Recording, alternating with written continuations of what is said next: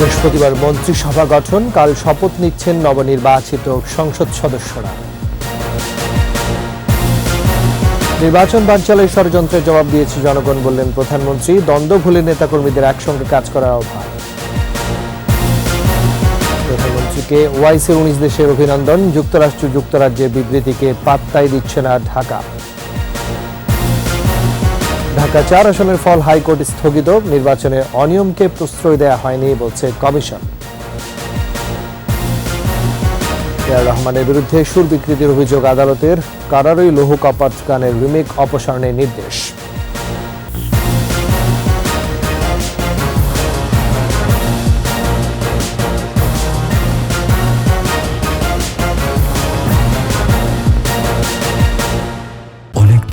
বিসর্জন দিয়ে তৈরি হয় আপনার স্বপ্নের বাড়ি। আমরা বুঝি বলেই তৈরি করি বিশ্বমানের জার্মান প্রযুক্তির ভূমিকম্প সহনশীল থার্মেক্স রড, যা আপনার স্থাপনাকে নিরাপদ রাখে প্রজন্ম থেকে প্রজন্ম। সালাম স্টিল, মোস্ট ডিউরেবল স্টিল। শুনছিলেন ফার্স্ট সিকিউরিটি ইসলামী ব্যাংক পিএলসি সংবাদ শিরোনাম। সবাইকে আমন্ত্রণ জানাচ্ছি সন্ধ্যা 7টার 21 সংবাদে। সাথে আছে আমি রাজীব জামান।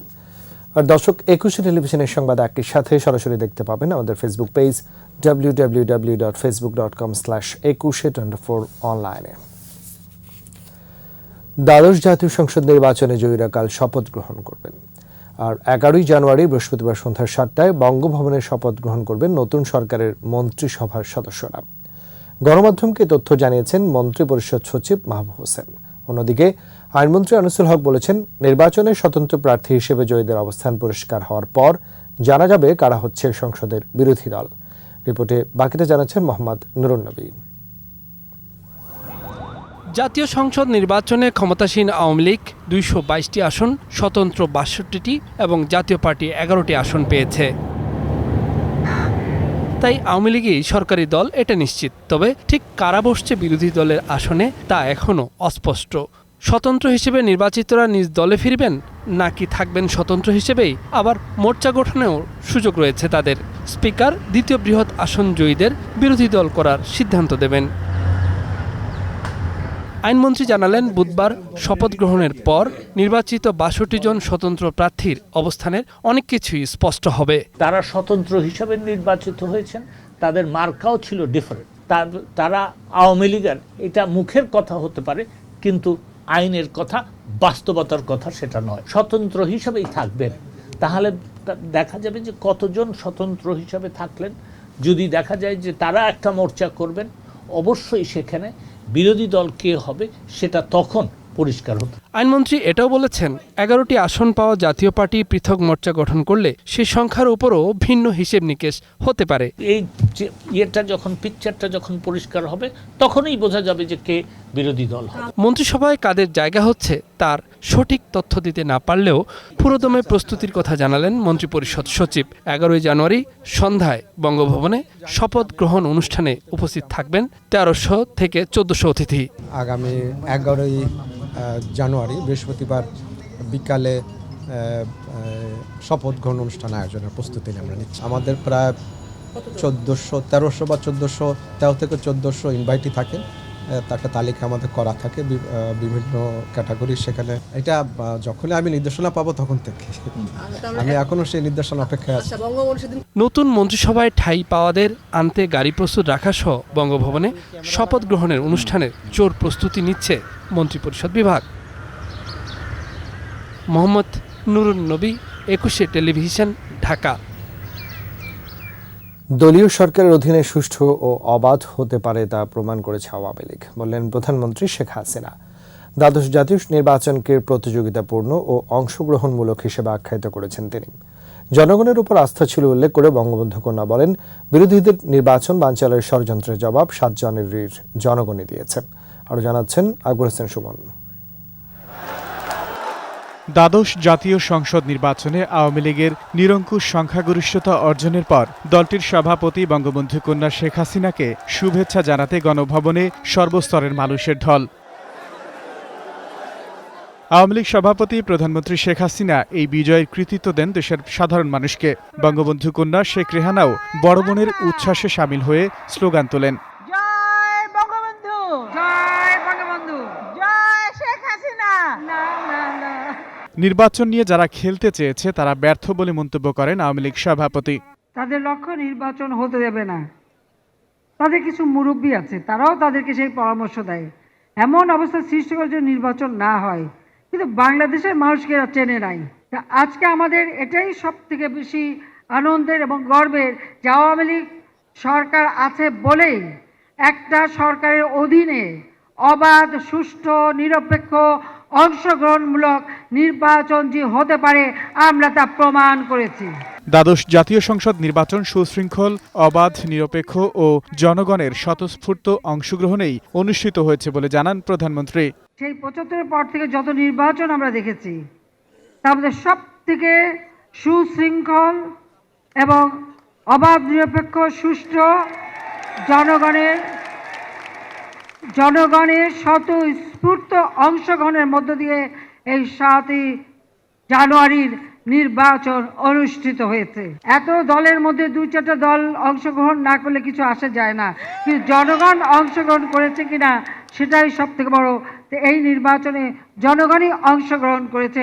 লন্ডন থেকে নিয়ন্ত্রিত দলের ভোটে না আসা নিয়ে শেখ হাসিনা বলেন, বিএনপি এখন হতাশায় ভুগবে। যারা নির্বাচনে অংশগ্রহণ করে নাই, আমি জানি তাদের নেতা কর্মীরা আজকে হতাশায় ভোগে। তাদেরকে আমি বলবো যে হতাশার কিছু নেই। আপনার দেশেরই জনগণ, হয়তো আপনাদের উপর ওহী নাজিল হয়েছে, নিজে লন্ডনে বসে আয়েশ করেন, পায়েস খায়, আর এখানে কর্মীদের মাঠে নামায় আগুন দিয়ে মানুষ পোড়াতে। নির্বাচনে হার জিত মেনে নিয়ে দ্বন্দ্ব ভুলে কাঁধে কাঁধ মিলিয়ে কাজ করার আহ্বান জানান বঙ্গবন্ধু কন্যা। সেই ম্যান্ডেট মেনে নিয়েই সকলকে আগামী দিনের জন্য প্রস্তুতি নিতে হবে। আকবর হোসেন সুমন, ২১ টেলিভিশন, ঢাকা। দ্বাদশ জাতীয় সংসদ নির্বাচনে নিরঙ্কুশ বিজয়ের পর বঙ্গবন্ধু শেখ মুজিবুর রহমানের প্রতি গভীর শ্রদ্ধা নিবেদন করেছেন প্রধানমন্ত্রী ও আওয়ামী লীগের সভাপতি শেখ হাসিনা। ধানমন্ডিতে বঙ্গবন্ধুর প্রতিকৃতিতে পুষ্পস্তবক অর্পণ করেন তিনি। পরে বঙ্গবন্ধুর ছোট মেয়ে ও প্রধানমন্ত্রীর ছোট বোন শেখ রেহানাও বঙ্গবন্ধুর প্রতিকৃতিতে পুষ্পস্তবক অর্পণ করেন। প্রধানমন্ত্রীর কন্যা সায়মা ওয়াজেদ ও শেখ রেহানার ছেলে রাদওয়ান মুজিব সিদ্দিক তাদের সঙ্গে ছিলেন। এর আগে সকালে বারণী কবরস্থানে যান এবং বঙ্গমাতা ও ১৫ আগস্টের অন্য শহীদদের প্রতি গভীর শ্রদ্ধা নিবেদন করেন প্রধানমন্ত্রী। সেখানে ফাতেহা পাঠ এবং শহীদদের বিধি আত্মার মাগফিরাত কামনা করেন তিনি।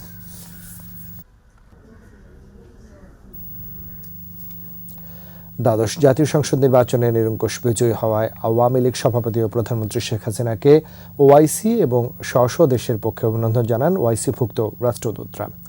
স্বচ্ছ, অংশগ্রহণমূলক ও সন্ত্রাসমুক্ত নির্বাচন অনুষ্ঠিত হওয়ায় ওআইসি রাষ্ট্রদূতরা মঙ্গলবার সকালে গণভবনের প্রধানমন্ত্রীকে ধন্যবাদও জানান। ওআইসির সদস্য রাষ্ট্র হিসেবে আগামী দিনে বাংলাদেশ আরও ফলপ্রসূ ভূমিকা রাখবে বলেও প্রত্যাশার কথা জানিয়েছেন তারা। প্রধানমন্ত্রীও তাদেরকে ধন্যবাদ জানান। সামনের দিনগুলোতে ওআইসিভুক্ত দেশগুলো বাংলাদেশের উন্নয়নে সহযোগিতা অব্যাহত রাখবে এমন আশার কথাও জানান তিনি। ওআইসিভুক্ত দেশগুলোর মধ্যে উপস্থিত ছিলেন ব্রুনেই, মালয়েশিয়া, মিশর, Algeria, Kuwait, Libya, Iran, Iraq, Oman, Qatar, Saudi Arab, সংযুক্ত আরব আমিরাত, প্যালেস্টাইন, মরক্কো, পাকিস্তানের রাষ্ট্রদূতরা।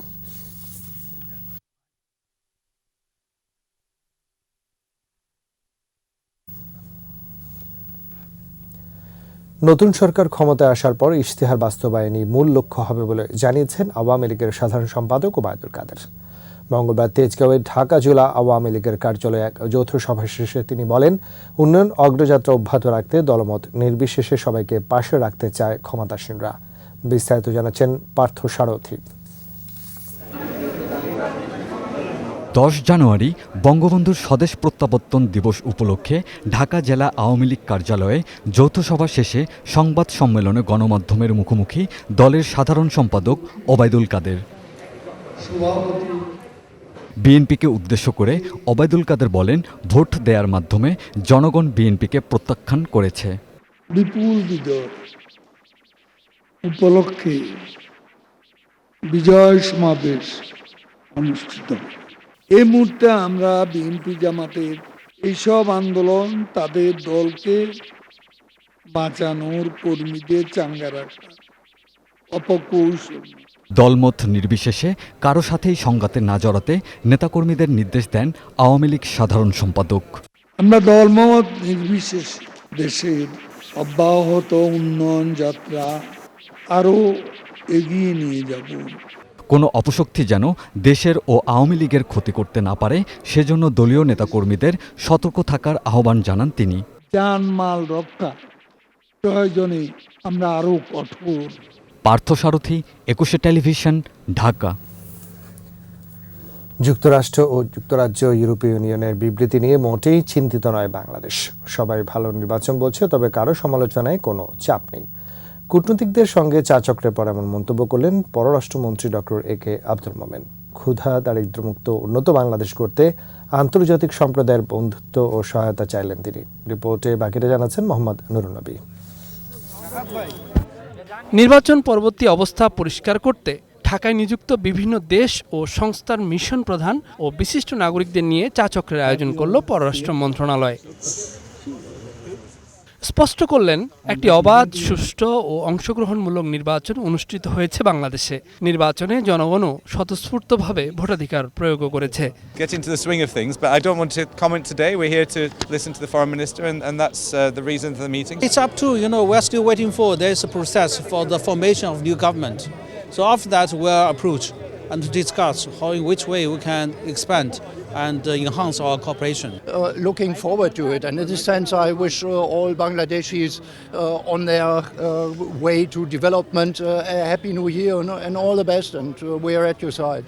পরে গণমাধ্যমের মুখোমুখি হন পররাষ্ট্রমন্ত্রী ডক্টর একে আব্দুল মোমেন। বলেন, বাংলাদেশ একটি আদর্শ নির্বাচন পেল এবার। নির্বাচনে গেছে বিভিন্ন প্রতিকূল পরিবেশে, এইটাই তো বড় কথা, যে জনগণ তাদের আপনার যে ভোট দেওয়ার অধিকার সেটা আবার নতুন করে এস্টাবলিশ করেছে। নির্বাচনের গ্রহণযোগ্যতা নিয়ে বিভিন্ন দেশ ও সংস্থার বিবৃতি নিয়েও কথা বলেন ডক্টর মোমেন। যুক্তরাষ্ট্র আর যুক্তরাজ্য ওগুলো নিয়ে আমাদের চিন্তা নাই, আমাদের জনগণ রায় দিয়েছে এবং অন্যান্য দেশ আমাদের সপক্ষেই যারা এসেছে তারা সবাই বলেছে যে দেশে free, fair, transparent and credible non violent election হয়েছে। বলেন, যারা বিবৃতি দিচ্ছে সেসব দেশের সাথে দ্বিপাক্ষিক ও বহুপাক্ষিক সম্পর্কের উপর কোনো প্রভাব ফেলবে না সামনের দিনগুলোতেও। জনগণ রায় দিয়েছে, দ্যাটস এনাফ, আমাদের আর কিছু দরকার নেই। মোহাম্মদ নুরুন নবী, ২১ টেলিভিশন, ঢাকা। রাশিয়া, চীন, ভারত ভালো নির্বাচনের পক্ষে অবস্থান ব্যক্ত করায় বিরোধিতার স্বার্থে বিরোধী অবস্থান নিয়েছে যুক্তরাষ্ট্র, ইউরোপীয় ইউনিয়ন ও তাদের মিত্ররা।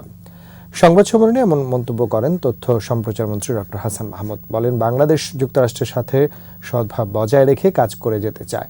নির্বাচনে না আসে বিএনপি ও তার শরিকরা এখন হতাশাগ্রস্ত হয়ে বলেছে এটা তাদের সঠিক সিদ্ধান্ত ছিল না। ইইউ এর মানবাধিকার বিষয়ক হাইকমিশনের বিবৃতি জ্বালাও পোড়াও রাজনীতির কথা নিয়ে তাদের প্রতিবেদন অসম্পূর্ণ বলেও মন্তব্য করেন তথ্যমন্ত্রী।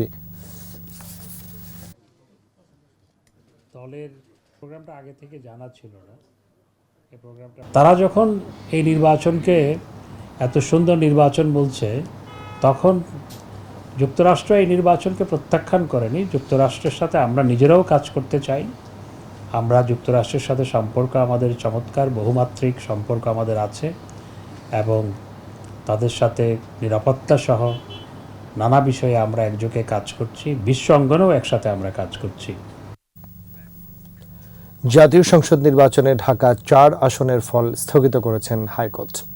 একই সঙ্গে এই আসনের 18টি কেন্দ্রে ভোটে অনিয়মের অভিযোগ 10 দিনের মধ্যে তদন্তের নির্দেশ দিয়েছেন আদালত। তদন্ত শেষ না হওয়া পর্যন্ত স্বতন্ত্র প্রার্থী আওলাদ হোসেনকে বিজয়ী ঘোষণা করে গেজেট প্রকাশ থেকে বিরত থাকতে নির্বাচন কমিশনকে নির্দেশ দিয়েছেন হাইকোর্ট। এক রিট আবেদনের শুনানি মঙ্গলবার বিচারপতি আবু তাহের মোহাম্মদ সাইফুর রহমান ও বিচারপতি ডক্টর মোহাম্মদ বশিরুল্লাহ সমন্বয়ে গঠিত হাইকোর্ট বেঞ্চ এই আদেশ দেয়। সূত্রপুর ডেমরা থানা এলাকা নিয়ে গঠিত ঢাকা ৪ আসন। এই আসনে আওয়ামী লীগের মনোনীত নৌকা প্রতীকের প্রার্থী সানজিদা খানমকে পরাজিত করে বিজয়ী হন ট্রাক প্রতীকের স্বতন্ত্র প্রার্থী আওলাদ হোসেন।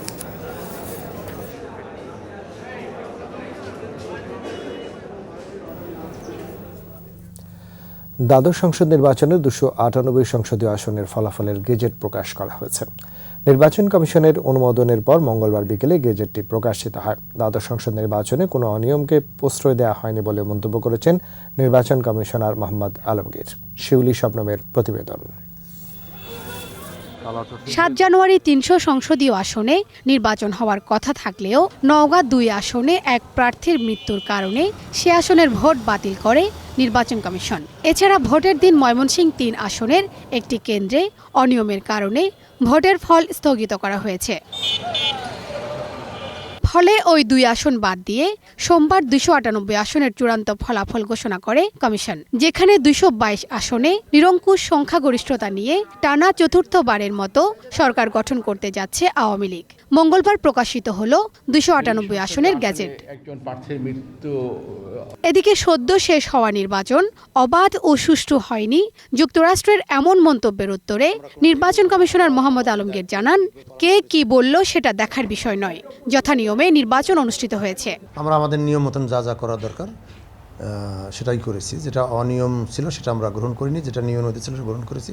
সেইভাবেই ফলাফল ঘোষণা করা হয়েছে এবং নির্বাচন অত্যন্ত শান্তিপূর্ণভাবে হয়েছে এবং আইন শৃঙ্খলা খুব ভালো ছিল এবং সুষ্ঠুভাবে নির্বাচন হয়েছে।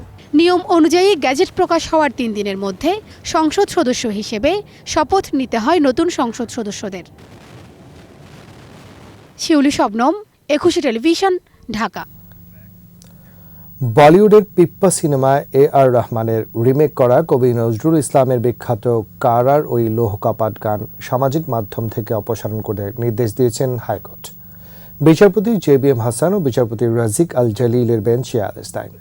1971 সালের মুক্তিযুদ্ধের কাহিনী নিয়ে নির্মিত বলিউড সিনেমা পিপ্পা, এতে কবি নজরুল ইসলামের বিখ্যাত কারার ওই লৌহ কপাট গানের রিমেক ব্যবহার করা হয়েছে। এতে বিখ্যাত সঙ্গীত পরিচালক AR রহমান সুর বিকৃত করেছেন বলে অভিযোগ ওঠে। পরে বাংলাদেশে কারার ওই লৌহ কপাট গানের Pippa version Facebook, YouTube, Netflix, Amazon prime সহ অনলাইন থেকে অপসারণ করতে রিট করেন 10 জন আইনজীবী।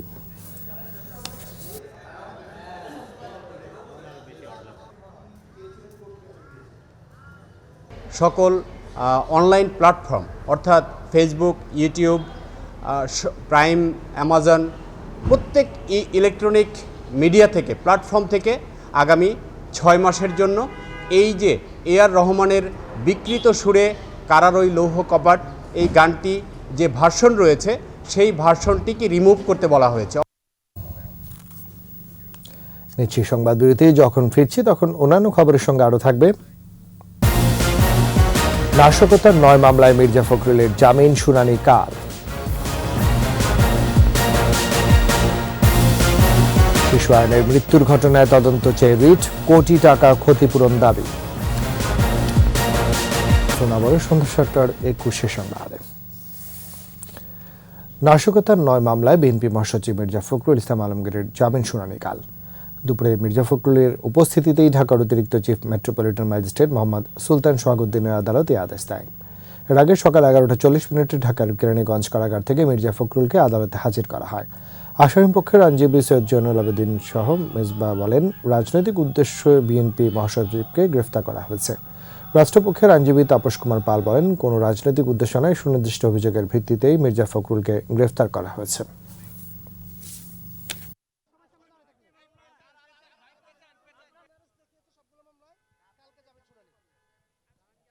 এই জামিন শুনানি বিলম্বিত করা একটা সরকারের ষড়যন্ত্রের কৌশল মাত্র।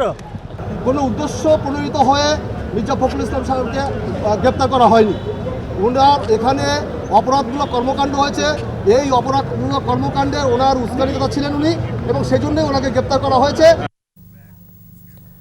রাজধানীর বাড্ডায় ইউনাইটেড মেডিকেল কলেজ হাসপাতালে খতনা করার পর চিকিৎসাধীন অবস্থায় শিশু আইনের মৃত্যুর ঘটনায় যথাযথ তদন্ত ও 1 কোটি টাকা ক্ষতিপূরণ চেয়ে হাইকোর্টে রিট করা হয়েছে। বিচারপতি মোস্তফা জামান ইসলাম ও বিচারপতি মোহাম্মদ আবদুল্লাহর বেঞ্চে এই আবেদনের শুনানি হতে পারে। গত 31 ডিসেম্বর সুন্নাতে খতনা করানোর জন্য আয়ানকে সাতারকুল বাড্ডার ইউনাইটেড মেডিকেল কলেজ হাসপাতালে নিয়ে যান অভিভাবকরা। সেখানে তাকে ফুল অ্যানেস্থেশিয়া দিয়ে খতনা করানো হয়, কিন্তু আয়নের জ্ঞান না ফেরায় তাকে সেখান থেকে পাঠানো হয় গুলশান 2-এর ইউনাইটেড হাসপাতালে। সেখানে লাইফ সাপোর্টে থাকার 7 দিন পর চিকিৎসকরা তাকে মৃত ঘোষণা করেন।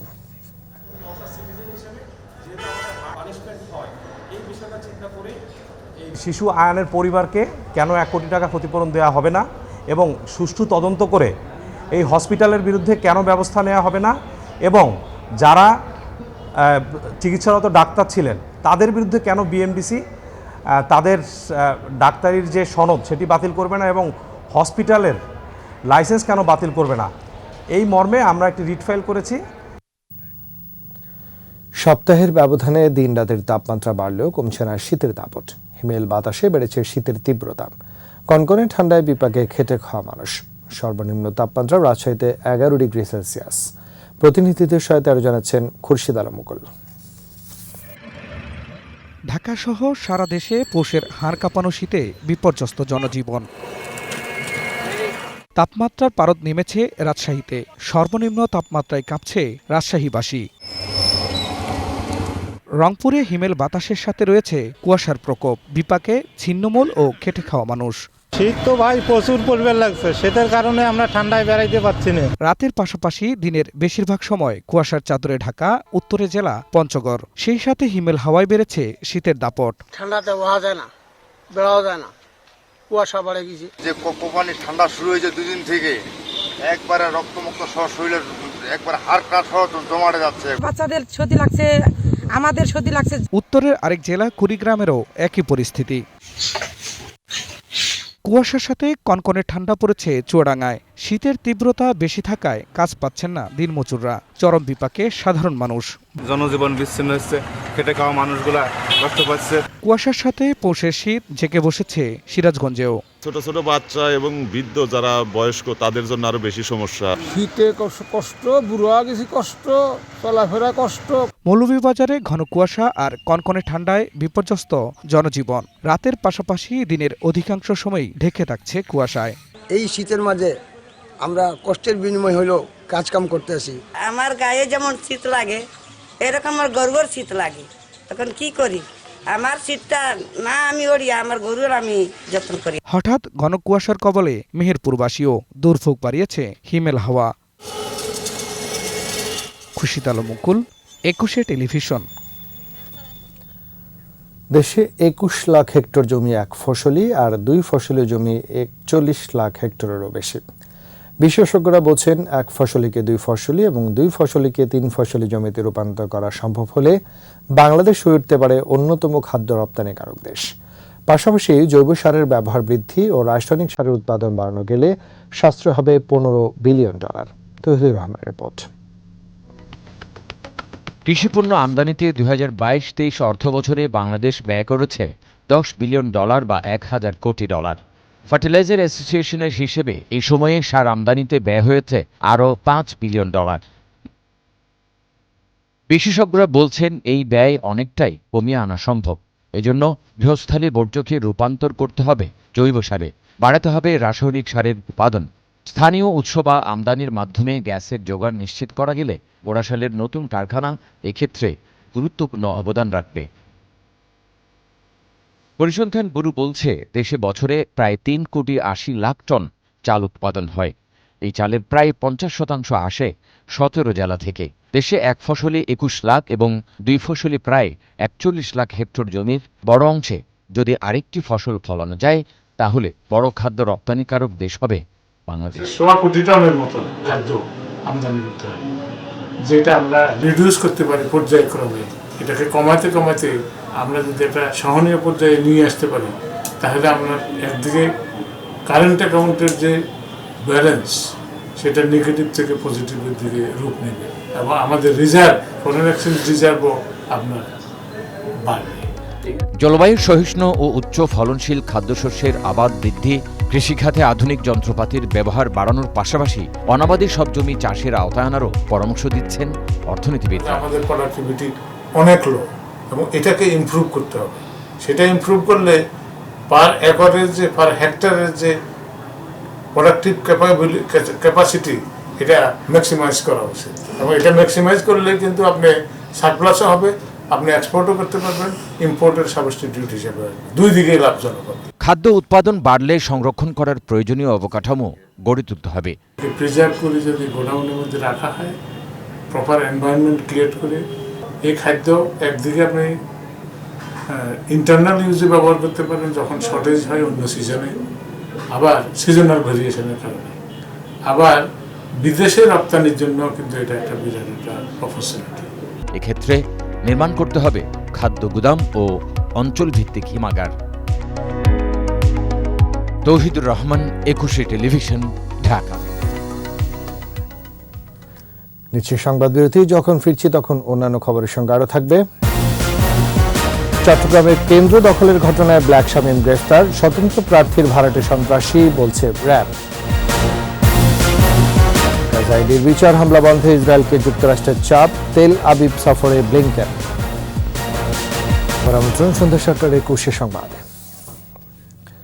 দ্বাদশ জাতীয় সংসদ নির্বাচনের সময় চট্টগ্রামের পাহাড়তলী কলেজ কেন্দ্রে প্রকাশ্যে অস্ত্র উঁচিয়ে সংঘর্ষে জড়িত থাকার অভিযোগে শামীম আজাদ ওরফে ব্ল্যাক শামীমকে গ্রেফতার করেছে র্যাব। র্যাবের মিডিয়া উইংসের প্রধান কমান্ডার খন্দকার আল মঈন সংবাদ সম্মেলনে এই তথ্য জানায়। মঙ্গলবার রাতে চট্টগ্রামের সীতাকুণ্ড থেকে তাকে গ্রেফতার করা হয়। শামীম চিহ্নিত ভাড়াটিয়া সন্ত্রাসী বলে জানায় র্যাব। নির্বাচনের স্বতন্ত্র প্রার্থী মঞ্জুর আলমের পক্ষে কেন্দ্র দখলের কাজ করছিল বলেও জানান আল মঈন।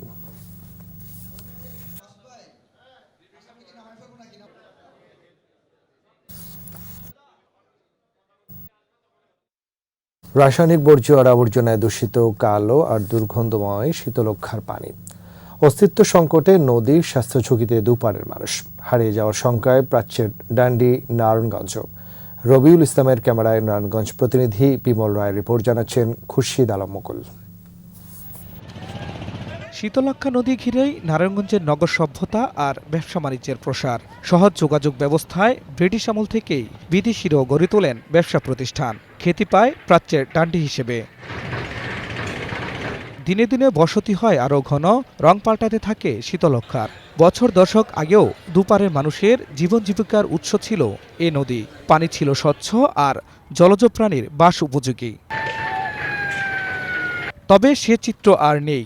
দিনে দিনে শিল্প কারখানার রাসায়নিক বর্জ্যের সাথে নগরীর আবর্জনায় দূষিত শীতলক্ষা। নীল সবুজাব পানি রং পাল্টে হয়েছে কালো, উটকো গন্ধে না বিশ্বাস দুপারের মানুষের।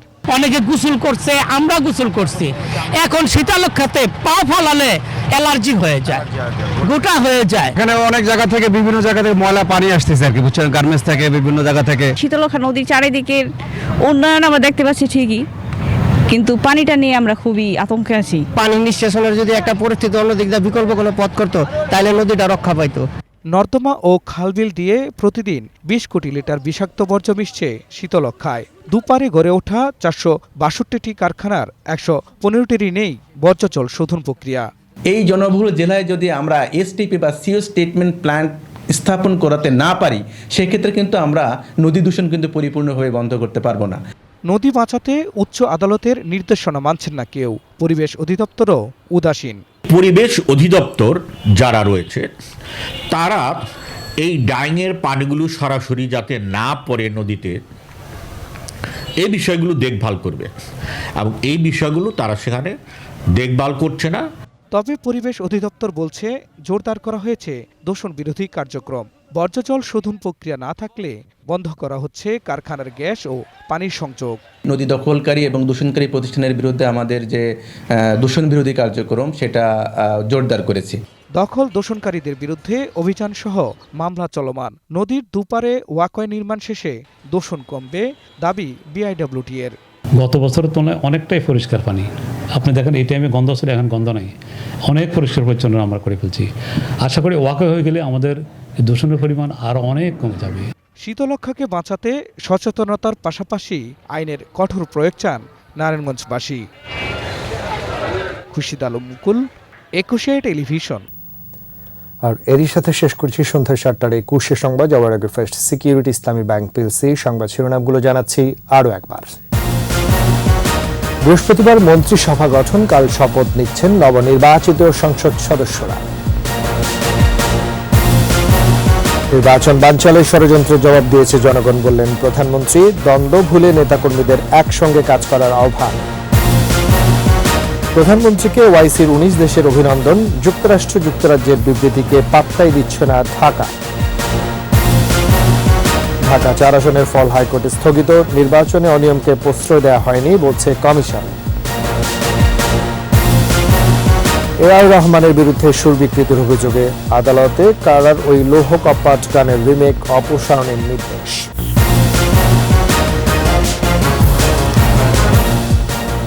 সবশেষ খবর জানতে ডায়াল করুন 202 নম্বর আর ভিজিট করুন 21.com ওয়েবসাইটে। সারা ফেসবুকে ভিজিট করতে পারেন facebook.com/2124 অনলাইনে। পরের সংবাদ রাত 9টায় দেখার আমন্ত্রণ রইল। স্বাস্থ্যবিধি মেনে চলুন, সুস্থ থাকুন।